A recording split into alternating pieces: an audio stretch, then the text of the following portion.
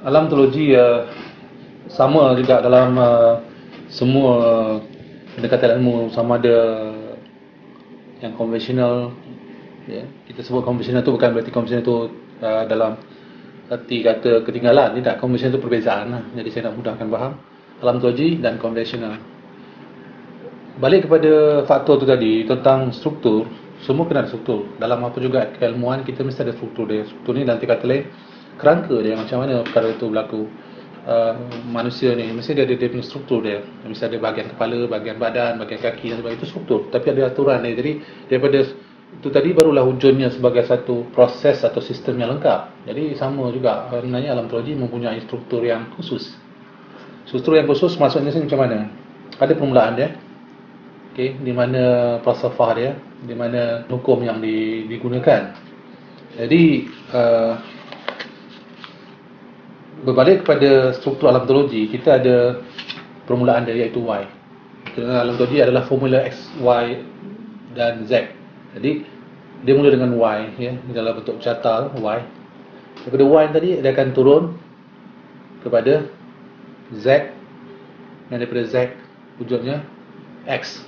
Jadi sebenarnya turutan dia adalah Y, X dan Z. Y yang menjadikan X dan juga yang menjadikan Z. Dalam arti kata lain, Y pencipta kepada X dan juga kepada Z. Dan Z itu apa? Sebenarnya terangkan dalam siri pertama kita bahawa Z itu adalah alam semesta sendiri, satu ruang yang mempunyai berbagai-bagai sistem dalam dia dan mempunyai berbagai unsur. Dan pelaksana dia di antaranya yang paling utama, nukleus dalam soal ini adalah X itu, iaitu manusia. Jadi pada pecahan tadi, pada Y, X dan Z, X dan Z maknanya yang dijadikanlah. Dia akan turun menjadi satu unsur. Ya, unsur yang terpecah kepada 4 jenis unsur di dalam alam teologi, itu struktur dia. Iaitu adanya api, adanya air, adanya angin dan adanya tanah. Unsur ni akan dihimpunkan pula dengan satu lagi proses daripada unsur dia itu, yang ada 4, yang dinamakan sains alam teologi lah. Soalan seperti itu ada 4 juga, iaitu yang dinamakan hisal. Hisal tu apa? Hisal tu adalah matematik alam teologi, ya. Jadi dalam alam teologi kita bukan berarti kita menolak matematik yang sedia ada. Kita ada disiplin dalam matematik kita sendiri yang dinamakan hisal. Kemudian kita ada izwa. Kalau dalam konvensional disebut kimia. Okay. Dan kita ada satu lagi yang dinamakan sira. Sebagaimana dalam konvensional dikatakan biologi. Dan akhirnya ini adalah Rina, yang mana Rina ini maksudnya adalah untuk memahamkan pendekatan fizik. Jadi ini struktur dia. So daripada keempat-empat ni tadi bergabung, dan itulah yang akan menjadi aplikasi kepada semua pembangunan juga sistem yang akan dilakukan oleh mereka yang mempelajari alam teologi itu tadi. Jadi struktur dia jelas. Ada Y, ada X, ya, ada Z di bawah dia. Kemudian di situ, daripada situ dia pecahkan bahawa ada unsur di situ. Ada 4 jenis unsur. Ada api, air, tanah dan angin. Ya, mungkin ada dalam, bagi orang Cina contohnya, dia ada 5. 5 tu dia gunakan 4 juga, dan ditambah besi. Contohnya macam tu lah. Tapi tak ada, bukan kata dia betul ke, kita ada salah ke, kita betul, tak ada dalam soalan tu. Soalan struktur dia. Struktur alam teologi macam tu. Itu cara alam teologi melihat dalam proses struktur. Dia sebenarnya ada lagi dia punya pecahan-pecahan daripada itu tadi. Tapi ini lebih kepada menjelaskan secara umum struktur alam teologi itu ada. Jadi dalam bahasa mudah, architecture dia. Mesti ada architecture. Nak bina rumah mesti ada, kita kena buat plan dia, ada arkitek dia, macam mana bina rumah tu, kesesuaian dia, luas dan sebagainya. Itulah struktur dia ataupun architecture yang ada pada alam teologi. Bila kita lihat pada struktur yang pertama yang saya katakan tadi, dia ada Y. Okey, bila Y baru ada Z dan baru ada X. Artinya X ni yang terakhir.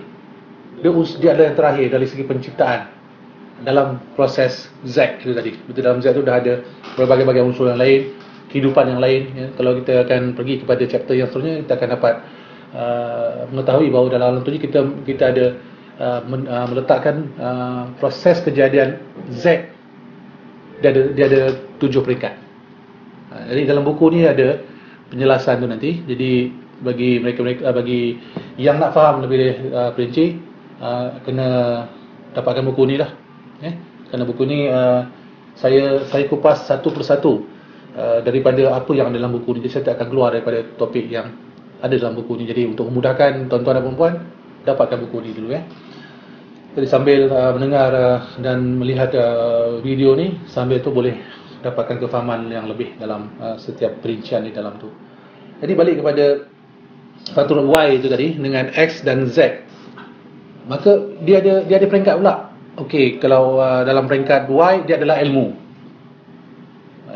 Dan peringkat Z dan X tu dia akan jadi adab. Jadi dia ada peringkat-peringkat tu semua tu. Kenapa jadi macam tu? Jadi yang saya maksudkan, segala-galanya kita lihat pada faktor yang dalam alam teologi itu adalah mempunyai satu aturan yang khusus, yang jelas. Tak boleh dia hanya macam kita pergi ke dalam makmal, kita buat ujian dan kita akan nak tunggu apa yang terhasil pada ujian tu, baru kita akan kita nampak begini, dia jadi macam ni. Dia tak ada macam tu. Alam teologi kita ada struktur dia, kita kena ikut struktur dia. Maka alam teologi menjelaskan bahawa Z dan X tidak ada ilmu jika tidak ada Y. Dalam kata lain, pengetahuan tu ada pada Y. Dia yang Y yang tahu.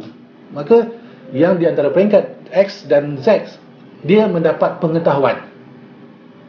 Dia dapat pengetahuan daripada Y. Maknanya Y yang menjadikan segala-galanya, dia yang tahu buat, bukannya X yang buat. Bukan Z yang buat. Z dijadikan, X dijadikan. Jadi dengan cara itu, maka X akan mencari pengetahuan dan mendapatkan pengetahuan. Daripada pengetahuan tu tadi, barulah datangnya proses macam mana dia nak laksanakan atas pengetahuan yang dia miliki. Maka di sini masuk peringkat ilmu kepada X. Jadi ilmu kepada X adalah pelaksanaan atas pengetahuan. Pengetahuan apa? Pengetahuan tentang pokok-pokok contohnya, tumbuh-tumbuhan, haiwan, pengetahuan tentang bulan, bintang. Nak tahu apa sebenarnya yang berlaku ni. Kita nak tahu. Jadi dalam aspek alam teologi, kita tidak ada persoalan tak boleh. Persoalannya tak tahu. Kita tak boleh masak ni, bukan tak boleh masak, tak tahu masak. Jadi inilah nilai-nilai ataupun konsep dalam alam teologi itu yang begitu dekat dengan practicality.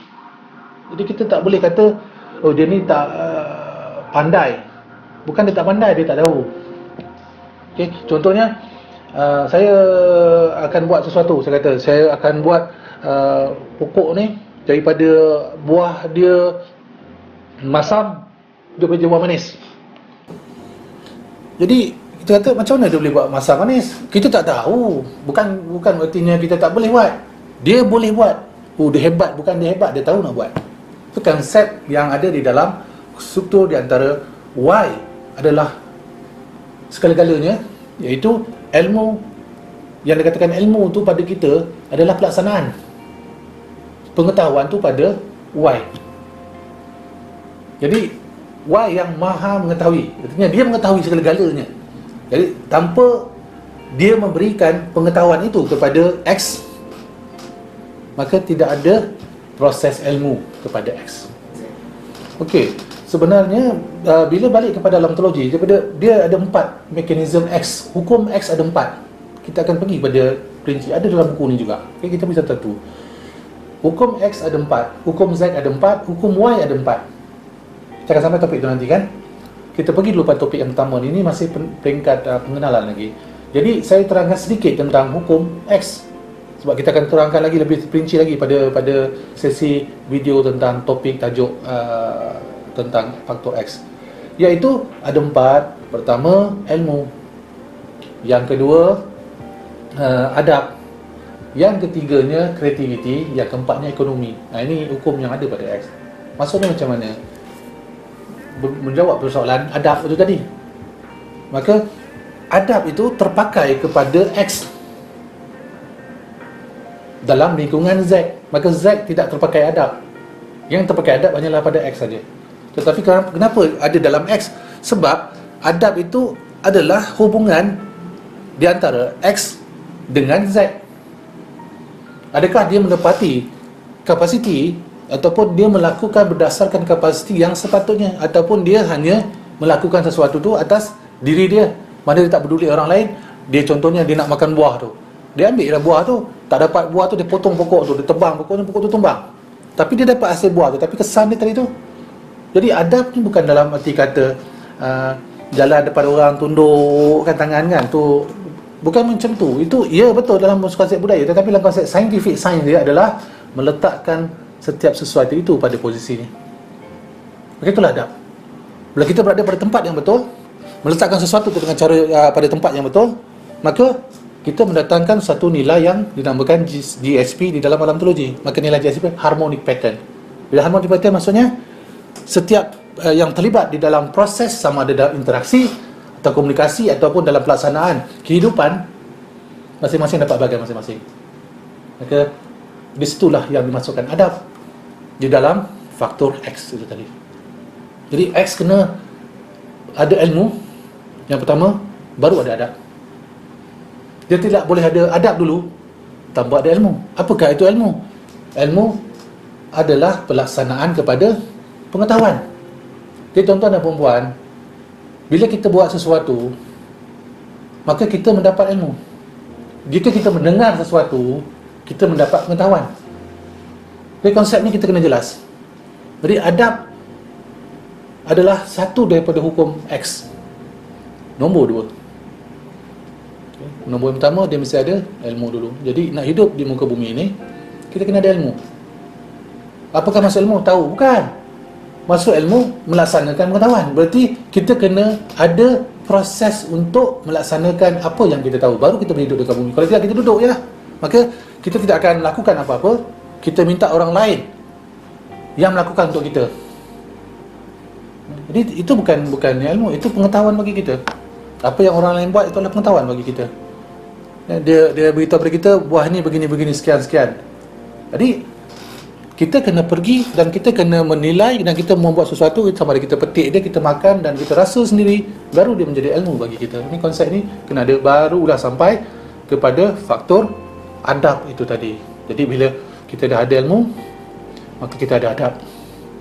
Dah ada adab, maka kita naikkan proses itu kepada kreativiti.